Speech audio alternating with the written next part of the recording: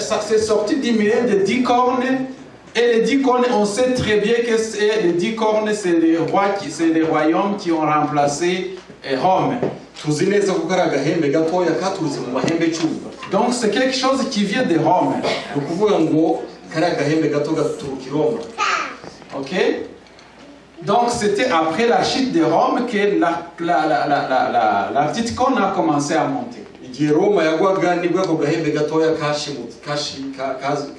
Et ce que nous savons, c'est que la petite corne est différente des 10 cornes.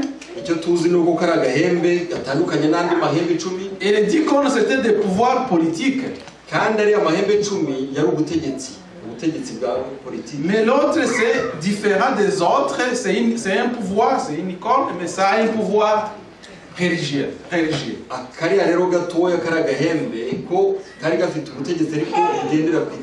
Parce qu'on parle que ça parle donc de Dieu.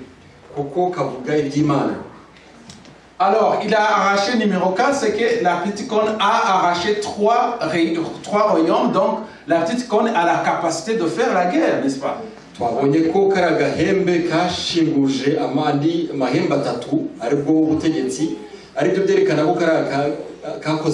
Donc il est capable de faire la guerre pour pouvoir aller faire d'autres rois. Donc c'est les caractéristiques de la petite corne. Les yeux comme les yeux d'un homme, qui est symbole de la sagesse et de l'intelligence. Donc c'est une puissance qui est très intelligente. Très intelligente. Alors une autre chose, c'est que la petite corne va prononcer des paroles contre le Très-Haut. Et il va opprimer les saints. Il y aura persécution, donc les saints vont être persécutés. Et une autre caractéristique, il va espérer changer le temps et la loi.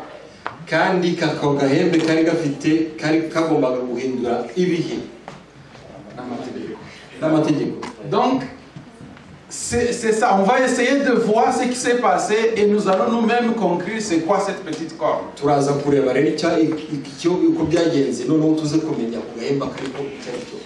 Alors, est-ce qu'on est en train de dire les saints vont être donc en Daniel 7:25, parce qu'ici ce n'est pas Daniel qui explique, qui cherche l'explication humaine, c'est l'ange qui est en train de dire à Daniel, voici ce qui va se passer.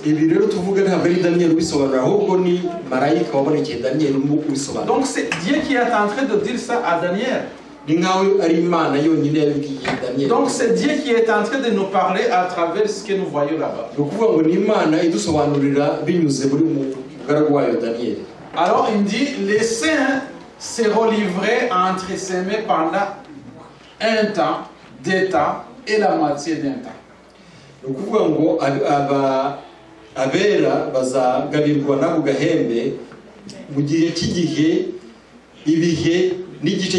Et on va comprendre c'est quoi. Donc on commence par premier, il espéra changer le temps et la loi.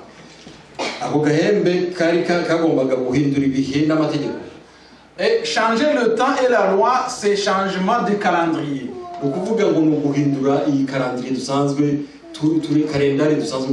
Et si vous voyez un peu, vous allez voir si nos calendriers, des fois on voit que le jour commence lundi, plutôt la semaine commence lundi et se termine samedi, et d'autres on voit que ça commence dimanche qui se termine par samedi.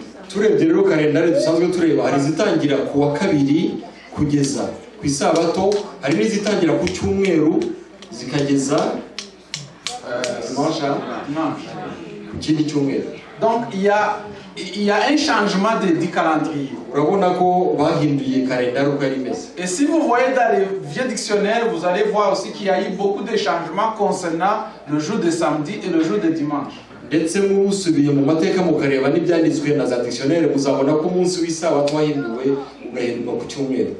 Donc il y a un changement, donc la petite corne va essayer de changer le temps et la loi.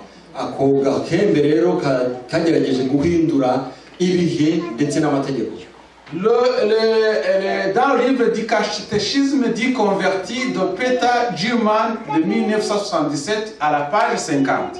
Mu gitabo cya catéchisme cy'uwitwa Peter Gilman mu 1977 yanditse. Alors c'est écrit, ça c'est le catéchisme du converti, donc c'est un livre de l'Église catholique.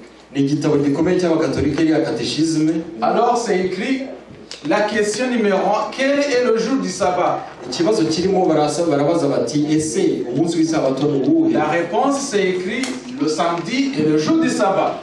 Baravuga ngo isabato ni umunsi w'isabato. OK, le samedi isabato ni umunsi w'isabato. Merci, c'est bon. Alors on demande aux fidèles catholiques, on dit pourquoi observons-nous le dimanche au lieu de samedi? Noneho bakabaza abizera b'abakatolika kubera iki se dusenga ku cyumweru aho gusenga ku isabato? Dit parce que l'Église catholique a transféré les solennités du samedi au dimanche. Kuko ubutegetsi bw'abakatolika bwahinduye uwo munsi. Donc il y a eu changement de jour, n'est-ce pas? Kuvuga ngo umunsi warahinduwe. Donc nous voyons un peu ce que Daniel est en train de dire. Ibi ni byo Daniel yasobanura. Ça c'est un exemple. Uru ni urugero rumwe. The Faith of Our Fathers, page 89, du cardinal Gibbons. Kuri kiriya gitabo cy'uwitwa Cardinal Gibbons, Un cardinal catholique bien évidemment. ni umuntu ukomeye muri abakardinali n'abantu. Alors il va écrire ceci. Yanditse avuga ati, vous pouvez lire la Bible de la Genèse à l'Apocalypse. ushobora gusoma Bibiliya muhereye ku itangiriro mukageza ku byahishuwe. Et vous ne trouverez même pas cette ligne qui autorise la sanctification du dimanche. Muzasanga ko nta na hamwe berekana ko umunsi w'icyumweru ari umunsi wahiriwe. Les Écritures soutiennent l'observation religieuse du samedi. Ibyanditswe bisobanura ko isabato ari iyo kwizihizwa. Donc il y a changement de la loi. Yerekana ko amategeko yahinduwe. Donc l'encyclopédie catholique, volume 4, page 153. Ayo mu gitabo cya encyclopédie kuri iriya page, c'est écrit: l'Église, après avoir changé le jour du repos du sabbat juif au 7e jour de la semaine, au premier, fit en sorte que le 3e commandement se réfère au dimanche, que le jour qui doit être sanctifié, le jour du Seigneur.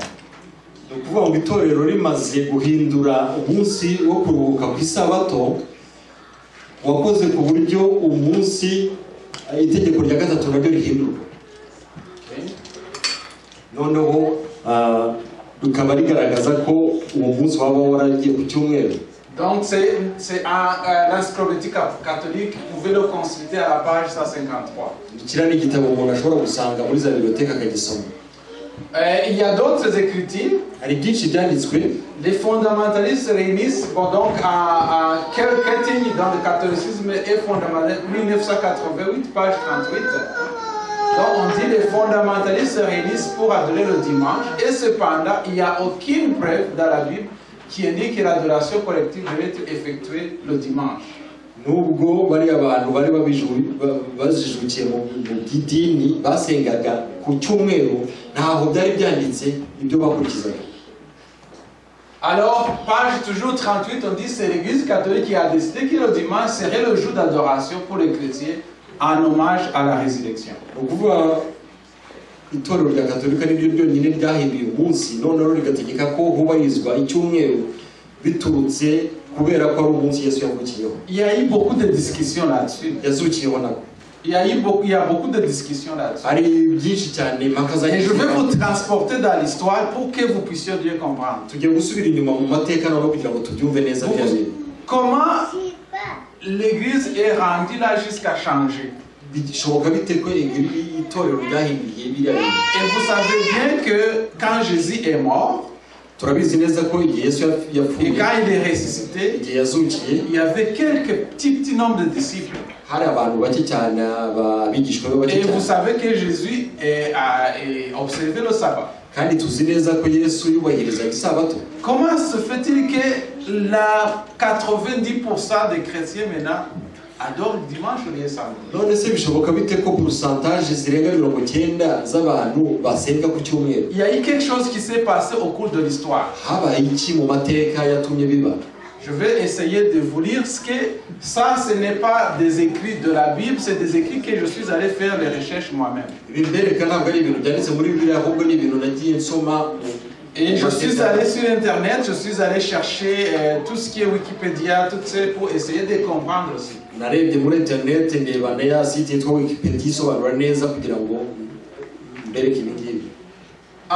Autour de l'an 27 avant Jésus-Christ, avant Jésus-Christ, il y avait l'Empire romain était dirigé, ou bien le royaume romain était dirigé par un César. Et Marc-Antoine, un de ses généraux, et Octave, son fils adoptif, ils sont entrés en conflit. umusodo ukomeye wa César witwa Marc Antoine n'umuhungu we ntabwo bumvikanye. Donc César avait un soldat qui s'appelait Marc Antoine. César rero yari afite umusodo ukomeye witwa Marc Antoine. Et il avait un fils qu'il avait adopté qui s'appelait Octave. Akaba ari n'umwana wundi yari yarafashe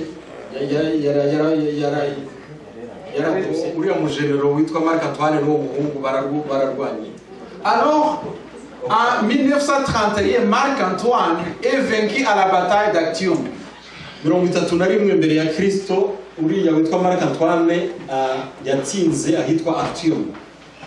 Ok, non, Octave maintenant prend le pouvoir de l'Empire romain. Alors, à l'an 1927 après Jésus-Christ, Octave, qui était l'enfant adoptif de César,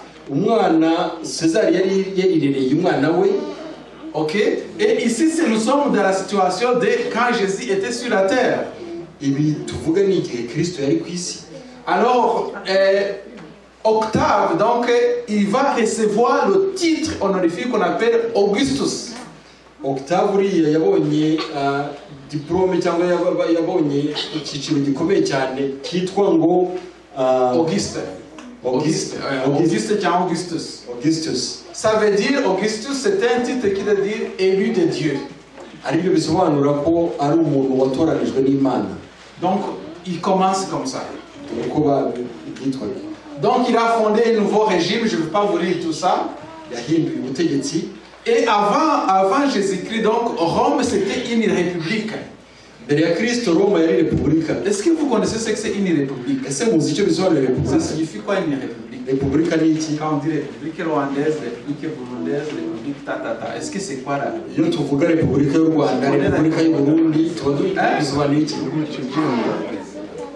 Un pays dirigé par un président? Un pays indépendant? Oui ou non? Non. Excuse-moi de vous dire non. Mais oui, peut-être une partie. Mais république, ça veut dire c'est un pays, n'est-ce pas, dont le propriétaire est le peuple.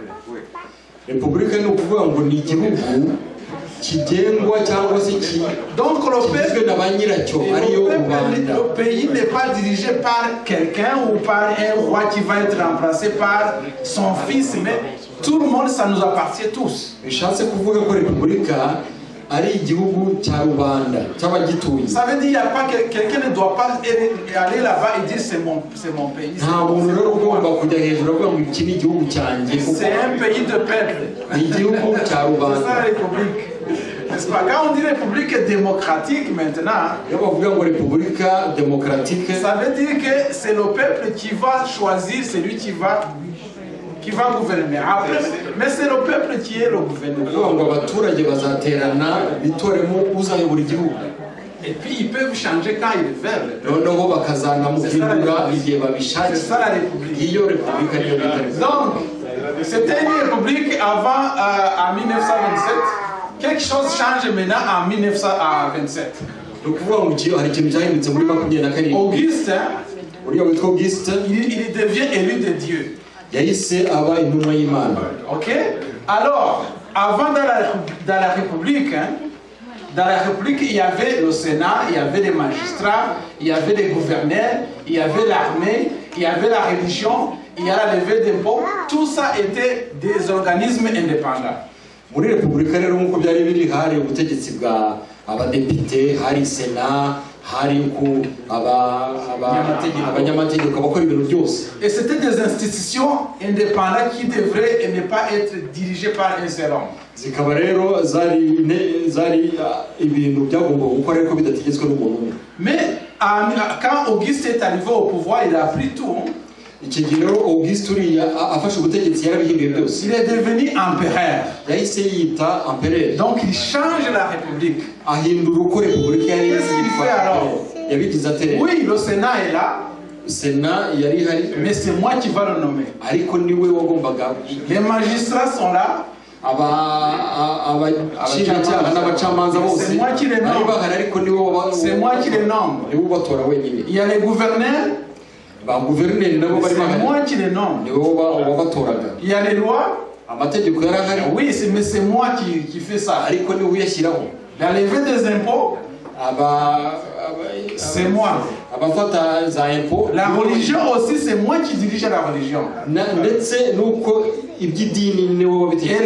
Et l'armée, c'est moi qui décide. Donc il a pris tout le pouvoir, il a mis dans sa main. Et en plus, on devrait commencer à l'adorer comme un Dieu. C'est ça le changement en fait entre la République et ça change à un empire. Donc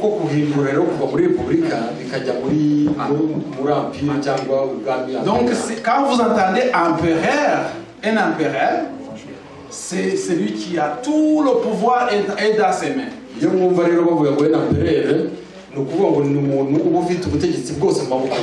Ok, donc on va continuer. Qu'est-ce qui se passe donc pendant l'époque de Jésus et qu'après quand Jésus est mort, vous vous souvenez, les disciples ont commencé à propager la bonne nouvelle.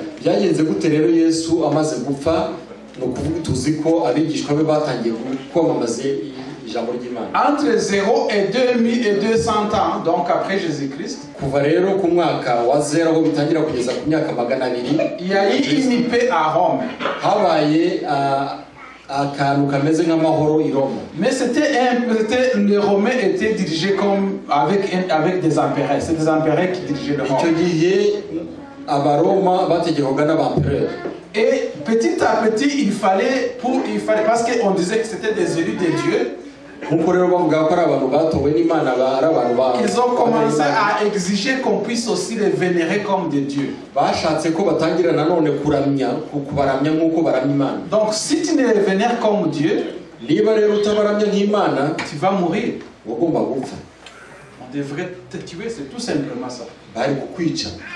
Donc, et vous savez que les chrétiens ne doivent pas faire comment?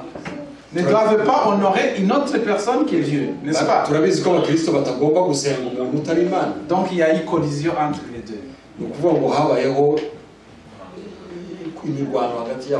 Donc les chrétiens disent non, nous on ne peut pas se prosterner devant toi, on ne peut pas adorer un homme. L'empereur dit vous devez le faire. Si vous ne faites pas, vous mourrez. Les persécutions ont commencé. Donc les empereurs romains, ils ont commencé à persécuter les chrétiens. Alors on parle beaucoup en histoire d'un empereur qui s'appelle Déocias, quelque chose comme ça. Il a beaucoup massacré les chrétiens. Et c'est lui qui il a tué vous savez que tous les disciples de Jésus, ils sont morts, n'est-ce pas, par crucifixion. Ils ne sont pas morts d'un mort naturel. Et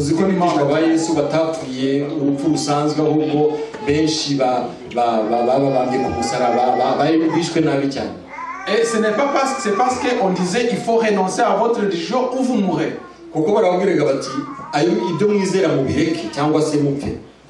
Donc il y a eu persécution, les gens sont allés aller dans les monastères, ont commencé, les gens allaient se cacher dans les monastères, ils ont creusé des grottes, il y a eu vraiment beaucoup de persécutions. abakristo rero bagwimishwira bajya ahantu hose muri za monasteri bajya kwihisha mu bihuru bagendaga hose bagenda bihisha. Et c'est qui persécute à ce moment-là? Ninde wicaga abantu? Si vous me suivez, c'est qui persécute à ce moment-là? Ahubwo ninde wica abakristo? C'est l'empereur, n'est-ce pas? C'est le pouvoir romain. Alors, nous allons à 2012. Je vais aller rapidement parce qu'on n'a pas le temps. J'allais vous expliquer beaucoup, mais on n'a pas le temps. Allez dans l'année 2012. Je ne sais pas si vous voyez quelque chose, édit de Caracara. 212, excusez. Tugeze mu mwaka wa 212 itegeko ry'uwitwa Karakara. Ok, je vais y aller, je vais vous lire ça, peut-être ça. L'édit de Caracara de 2012, c'est que c'est une loi tellement populaire parce qu'on a dit, on a accordé la citoyenneté romaine à tout homme libre de l'empire qui n'avait pas encore. Iriya tegeko rero ni itegeko rikomeye cyane, ni itegeko rizwi mu mateka, itegeko ryabaye mu mwaka wa 212, rikaba rero itegeko ryaje riha ubwenegihugu bw'i Roma utarubifite. Donc toute personne, parce que Rome régnait sur le monde entier pratiquement. Kuko Roma yategekaga isi yose urebye. Il régnait jusqu'en Angleterre, il régnait jusqu'en Afrique, il régnait un peu partout. Kugeza mu Bwongereza, kugeza muri Afrika bo bose. Alors on a dit tout homme libre peut avoir nationalité romaine. Ukuvuga ngo umuntu wese umuntu ubishaka ashobora kubona ubwenegihugu. Donc tu dois payer les impôts, tu dois obéir à la loi de Rome, tu es de la nation romaine. Ugomba gutanga impôt, ugomba gukora byose kuko uri umuroma nk'abandi. Ensuite, à l'année février 313, il y a une autre loi mu mwaka wa 313 hari itegeko ryaje qui s'appelle Édit de Milan. Itegeko ryitwa ngo Milan. Je vais vous demander c'est quoi Édit de Milan. Iryo tegeko ryavugaga iki?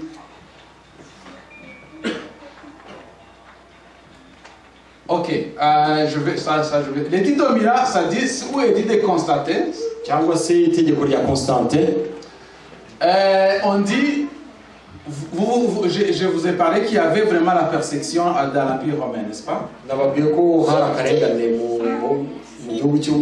Peut-être je ne vais pas vous lire parce que je vais vous expliquer, vous dire ce que j'ai compris parce qu'on n'a pas le temps. Donc, après la persécution, quand les persécutions ont continué,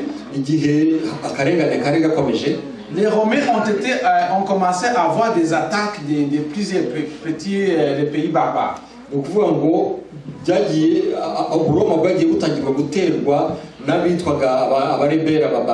Mais le Rome aussi était tellement grand les empereurs, les Césars, ils ont dit il faut qu'on fasse ce qu'on appelle la tétrarchie.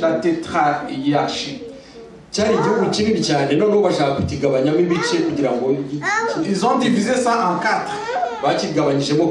On dit bon, une partie va être, le pays va être dirigé par des Césars et des Augustes.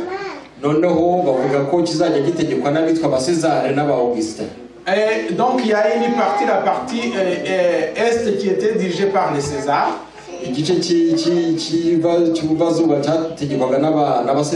Et une autre partie ouest, donc jusqu'en Angleterre, était utilisée par les Augustes.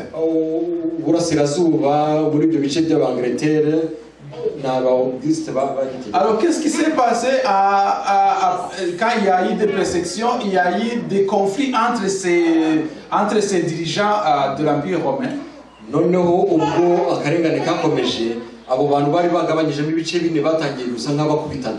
parce que chacun voulait prendre tout, encore reprendre tout l'Empire romain.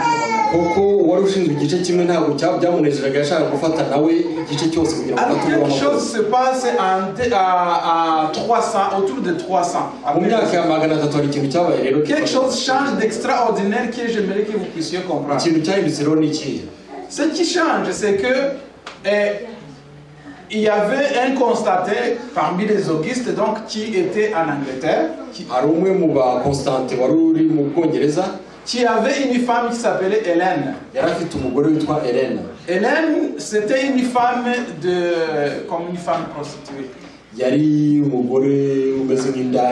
Alors le roi Auguste, donc, qui était à l'ouest, donc qui était en Bretagne, ukuvuga ngo umwami rero Auguste wari uburengerazuba il n'a pas aimé cette fille, il n'a pas aimé cette femme, il l'a remplacée par une autre femme. ntabwo yakunze umugore noneho amusimbuza undi. Alors Hélène, ça a commencé à se convertir au christianisme. niko rero Hélène ubu ngubu yatangiye guhinduka umukristo. Et Hélène et son mari avaient un enfant qui s'appelait Constantin. Hélène rero n'umugabo bari bafite umwana witwa Constantin. Et Constantin donc vivait avec sa mère. Constantino yabanaga na nyina. Et quand le père de Constantin est mort, igihe se yapfuye rero Constantin il a dit il faut que j'aille reprendre le pouvoir à Rome. yaravuze ati ngomba kujya gufata ubutegetsi Roma. Et vous vous souvenez qu'à Rome, de l'autre côté, il y avait des Césars qui régnaient là-bas. tuzi ko i Roma hari abasezari bategekaga icyo gihe. Alors il fallait aller se battre pour prendre le pouvoir et réunir tout l'empire. kugera ku butegetsi bagomba kurwana. Alors Constantin il a pris une armée. yafashe ingabo.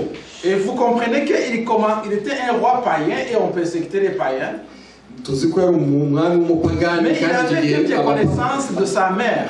ariko yarazi ibintu bimwe by'idini kubera nyina. Donc la chrétienté il avait commencé à savoir. yari yaratangiye kubyiga. Alors il est parti combattre. yagiye kurwana rero. Et il est allé sur le pont. Donc avant de combattre, il fallait se battre sur un grand pont. Et une fois on veut il fallait se battre. Donc si une fois on gagne la guerre, là on prend le pouvoir. hari iteme rero bagomba kurwaniraho yaritsinda akabona kubona ubutegetsi. Peut-être on appelle ça la bataille du pont Milvius. ni intambara yitwa ngo intambara y'iteme ryitwa Milvius. C'est le 28 octobre 312. byabaye muri 312. Mais très important, notez le pont de Milvius. iriya teme mu ryibuka iriya teme rya Milvius. Je pense qu'un chrétien devrait connaître le pont de Milvius. ndizera ko muri uyu minsi turimo mu Kristo yagombye kumenya biriya bintu. Pourquoi c'est important de connaître le pont? kubera icyo ari ingenzi rero. C'est qu'il constatait avant, il avait une petite armée. mbere Constantine uriya yari afite ingabo ntoya. Mais il fallait qu'il aille se battre et prendre Rome avec une grande armée. ariko kugira ngo atsinde rero Roma yagomba kugira ingabo nyinshi, ingabo nini nyinshi. Alors, mais il n'en avait pas beaucoup. Avant de commencer la guerre pour prendre le pouvoir à Rome, alors il est dit qu'il a eu une vision. Et la vision qu'il a vue, il a vu une croix. Et la croix, c'est le croix qu'on appelle le schisme. Je ne sais pas si vous avez déjà vu ça. Hein? C'est le schisme. Alors c'est la croix qui est constatée à vie dans une vision. Et dans la vision, une voix lui parle. Il dit, avec cette croix, tu vas vaincre.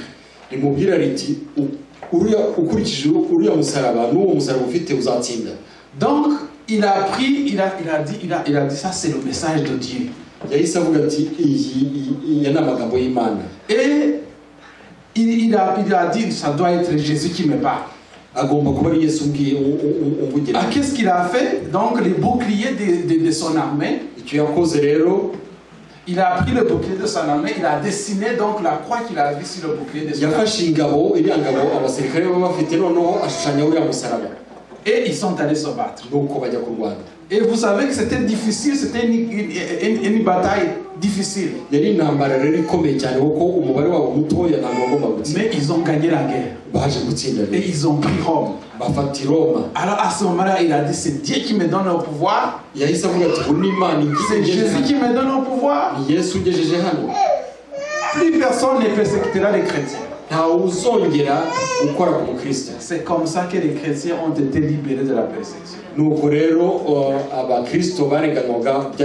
Alors petit à petit, il a commencé à réorganiser les chrétiens.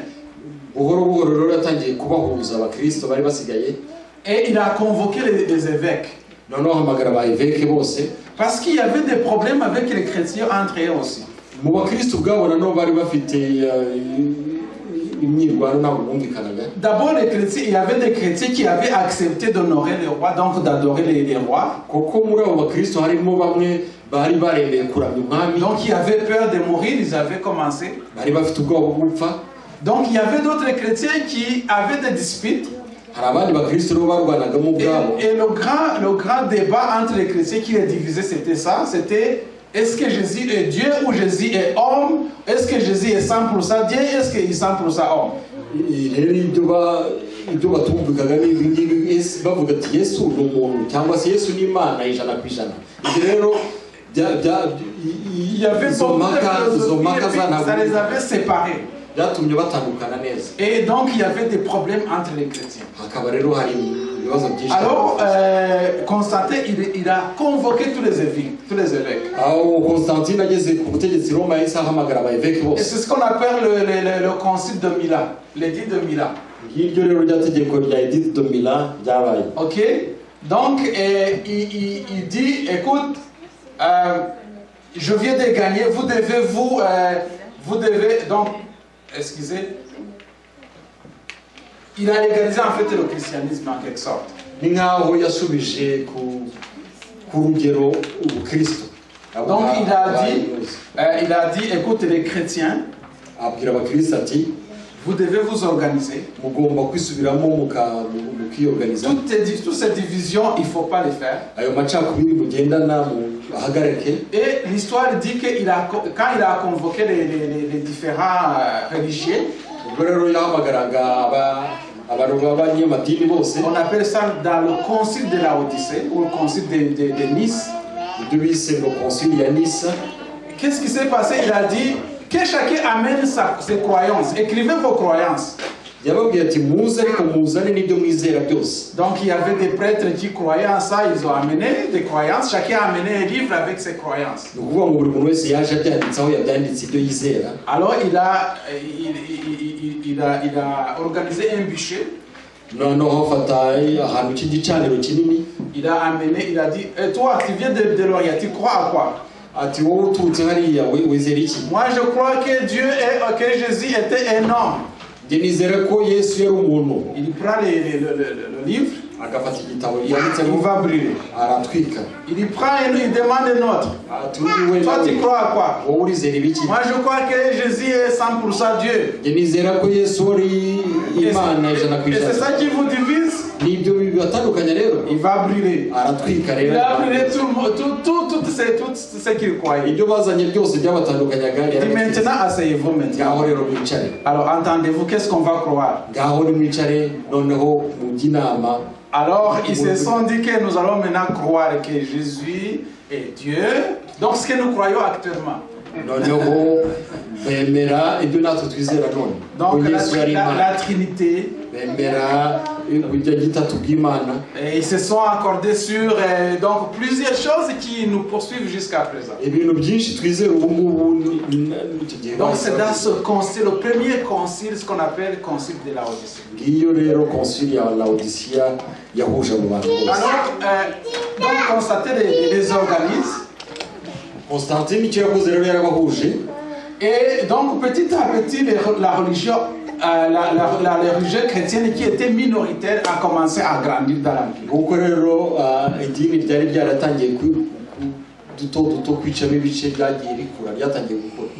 En 380, on parle donc Constantin il est mort, il est parti, lui il est décédé. Il y a un autre roi qui s'appelle Théodose qui règne. Alors il a écrit une loi en disant que le christianisme est l'unique religion licite de l'Empire romain. Donc je vais résumer. Je vais résumer parce que quand on ne va pas avoir le temps. Donc il a dit désormais c'est le christianisme qui est l'unique religion de l'Empire romain.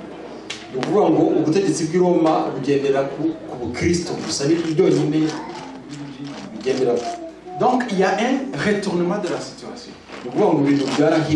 C'est les païens qui persécutaient les chrétiens. abakristo Ils obligeaient les chrétiens à adorer leur Dieu. bategetse abakristo gusenga imana yabo. Après petit à petit maintenant c'est les chrétiens maintenant qui vont remplacer toutes ces églises là païennes. Noneho buhoro buhoro abakristo bizera nibo batangiye kugenda bahindura abo bapagani. Parce qu'ils ont pris le pouvoir à Rome. Kuko bari bamaze gufata ubutegetsi Roma. Et Rome était leur puissance mondiale. Kuko tuzi ko Roma ariyo yategekaga isi yose. Et petit à petit donc on oblige maintenant les païens à être des chrétiens. Ni gutyo rero nabitwaga abapagani babaye ngombwa ko batangira kuba abapagani. Ils ont détruit les églises païennes. Basenya insengero z'abitwaga abapagani. Et les belles églises on les a transformées en églises. Noneho bahita bazihinduramo insengero z'abakristo. Les images que les païens utilisaient, ils les ont transformées, ils ont commencé à donner les noms des apôtres. Ibishushanyo bamanikaga muri izo nsengero cyangwa bagenderagaho barabihinduye noneho batangira kubyitirira intumwa za Yesu. Ils ont commencé à remplacer les statues par les statues de la Vierge Marie. Ibigirwamana bari bafite bagenda babihindura kiriya ya statue. Il y a eu comme un mélange entre la religion et le paganisme qui a commencé. Noneho hagiye habamo kuvangavanga hagati y'abapagani n'abakristo. Parce que non seulement il fallait satisfaire les païens, et il fallait aussi donc prendre le dessus comme chrétien. Et c'est ça qui a mélangé le monde. Donc, mais en 380, c'est que maintenant, désormais, tout le monde, vous devez la religion unique que nous reconnaissons, c'est le christianisme.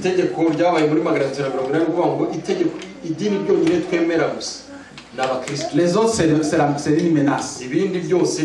Donc, à la place des chrétiens qui étaient persécutés, c'est quoi? C'est les païens qui sont persécutés.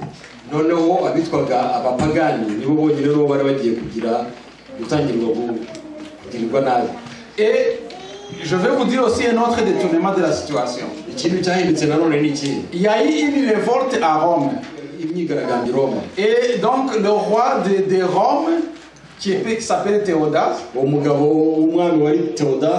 et il a eu des problèmes à pouvoir régler cette rébellion.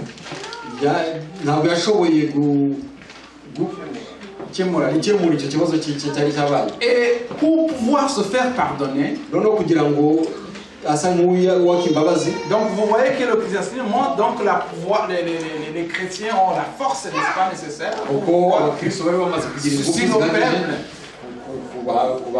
peuple. Alors l'évêque de Rome, il a convoqué l'empereur. Donc il y a changement de pouvoir. Il convoque l'empereur. Il va lui dire, il faut te faire pardonner. Et pour être pardonné, il y a une condition. Tu dois te prosterner devant moi et devant tout le peuple. Parce que le roi Théodate devait donc se racheter. Pour que le peuple aussi puisse encore l'écouter, il a demandé pardon au peuple, mais aussi il a demandé pardon à l'évêque qui était là. Et pour demander pardon, il fallait se coucher complètement sur la terre.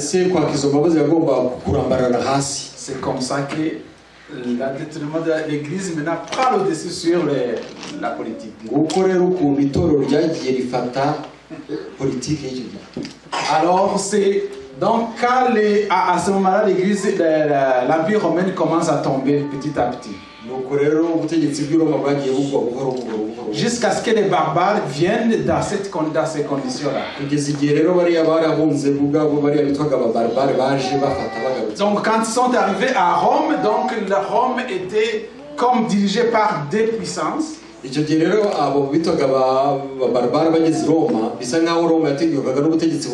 a le pouvoir de l'empereur qui était devenu très très très faible, supplémenté par le pouvoir des évêques. Et je vous ai parlé comment les évêques sont devenus des papes, n'est-ce pas?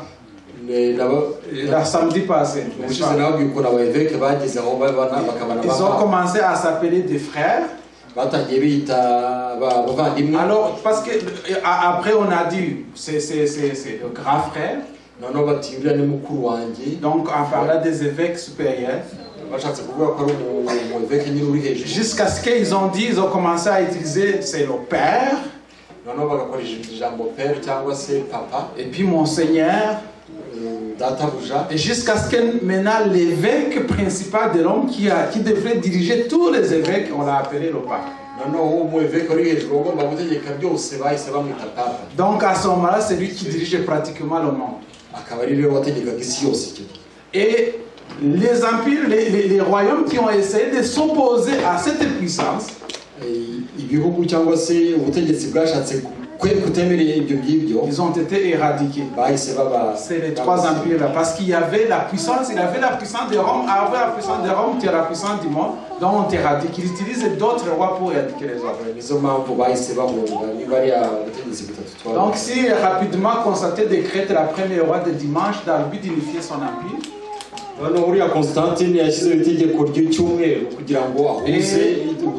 Et donc c'est dans ce cadre-là, donc pendant qu'il fait lors du conseil de la Odyssée, c'est à ce moment qu'on a aussi dit, écoute, il y a trop de désordre dans les chrétiens parce que les chrétiens n'arrivaient pas à s'entendre.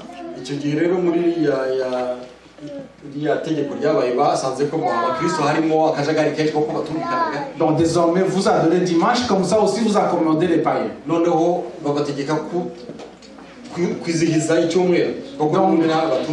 Donc c'est comme ça que le dimanche a commencé à prendre place.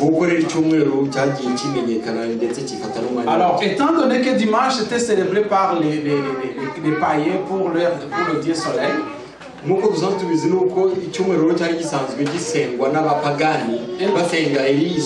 c'était tellement populaire que tout le monde a fouillé parce que le roi était devenu chrétien. C'était donc quelque chose de très populaire. Et vous comprenez que les païens avaient l'habitude d'honorer le roi comme Dieu.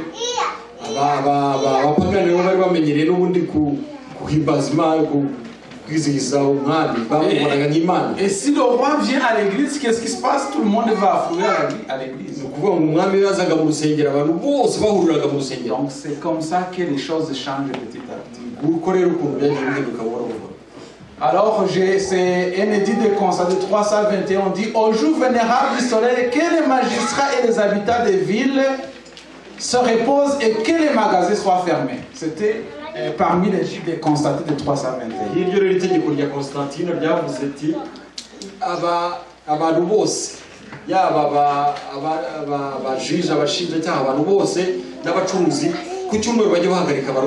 Donc il faut qu'ils soient fermés. Alors, la conseil de la Odyssée des Canon 29 vous dit que les chrétiens ne doivent pas judaïser et rester oisifs le samedi. Donc là, on parle maintenant comment on oblige maintenant les chrétiens le jour d'adoration. On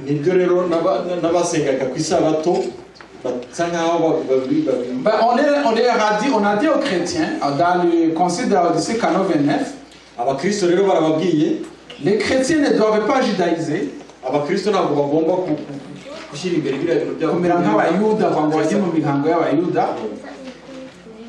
Et garder donc le judaïser, c'était garder le sabbat. Et rester oisif le samedi. Mais vous devez travailler. Et vous devez spécialement honorer le jour du Seigneur qui était le jour de Dieu. C'était une loi. Et le roi, c'était l'empereur qui a dit, car l'empereur a dit, il faut faire.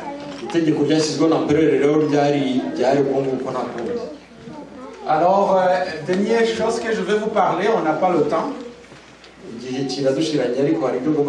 Parce que Omar a demandé à ce que j'explique ça, j'explique. Nous allons maintenant arriver au moment où maintenant les évêques ils règnent sur le monde.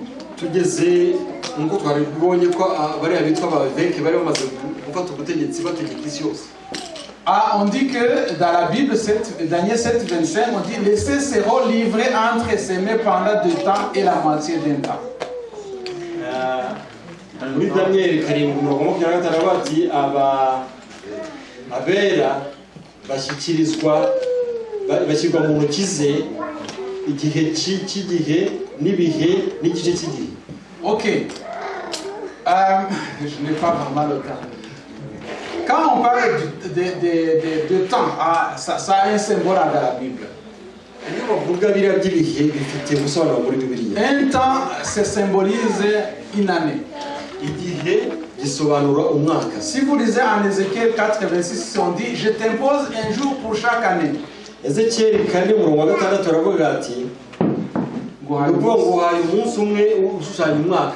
Ok. Il y a aussi un nombre 14, verset 34. On dit, une année, vous porterez la peine des iniquités 40 années, une année pour chaque jour. Donc un temps, quand on dit un temps, ça veut dire une année. 2 temps, 2 années. Moitié d'un temps, c'est une année et demie.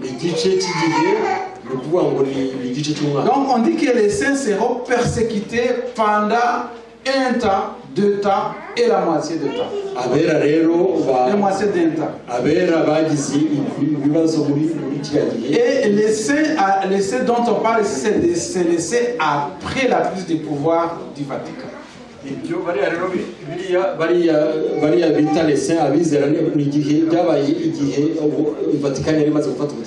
Alors, si on compte, ici on compte prophétiquement une année, c'est 360 jours.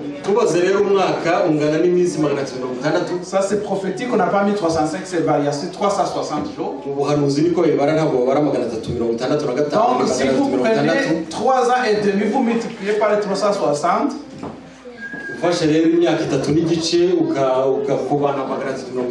vous allez trouver 1260 jours. C'est la même chose si vous lisez en Apocalypse, on parle de 42 mois.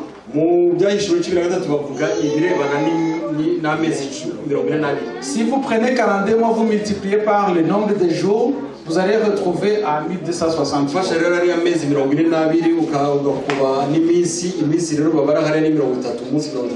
Donc, Justinien, il a donné le pouvoir en 533.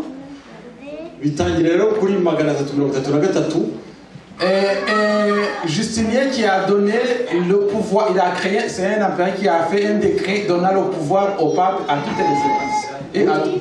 Justinien rero yashyizeho umupapa amuha uburenganzira bwo gutegeka kuri uriya mwaka wa 533. Alors entre 533 toute personne qui s'opposait aux enseignements qui avaient été érigés au concile de la Odyssée,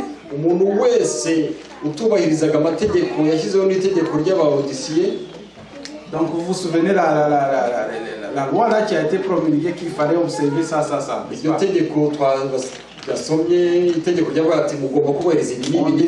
On devrait l'éliminer. Il fallait, donc on a éliminé beaucoup de personnes. Toutes personnes qui avaient des idées contraires, ils ont été tuées, persécutées. C'est la naissance du protestantisme. Si nous sommes ici aux États-Unis, au Canada, c'est peut-être à cause de ça.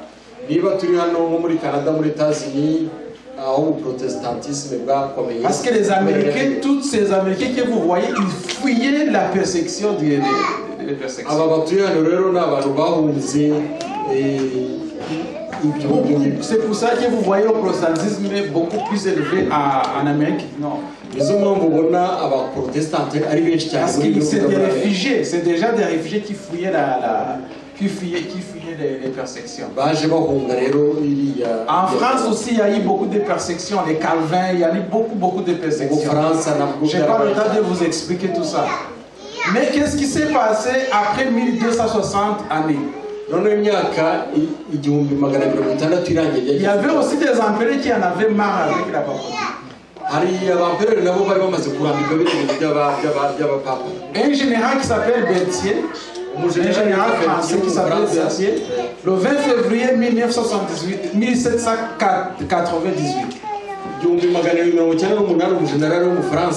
Il est allé, donc il y a eu une guerre de Napoléon. Ils ont pris Rome. Et pour se venger, il a pris donc Pape, il a emprisonné.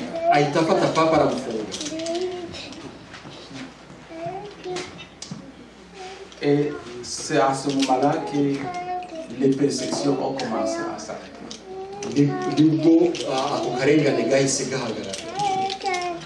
Donc c'est après l'emprisonnement du pape.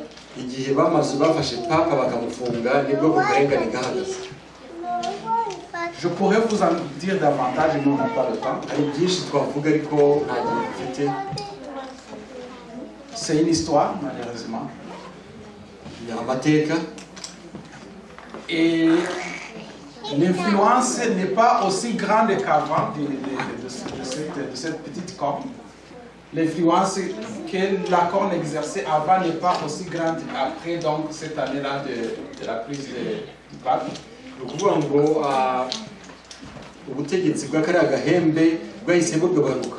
Mais l'influence continue toujours. À l'époque, les rois devraient avoir l'aval, les empereurs devaient avoir l'aval de la papauté pour pouvoir régner.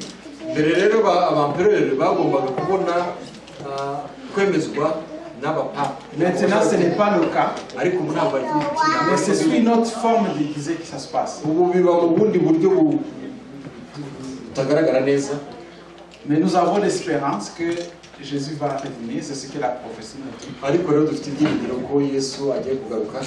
Et la petite pierre va venir et va frapper les orteils. Et on va avoir le règne de Jésus qui va rester pour toujours. Que Dieu vous bénisse. Est-ce que vous avez des questions? J'ai parcouru rapidement et j'avais beaucoup d'autres choses à vous expliquer, mais on n'a pas le temps. Est-ce que vous avez des questions? La prochaine? Ok. Les prochains sabbats, je ne pourrais pas faire ça.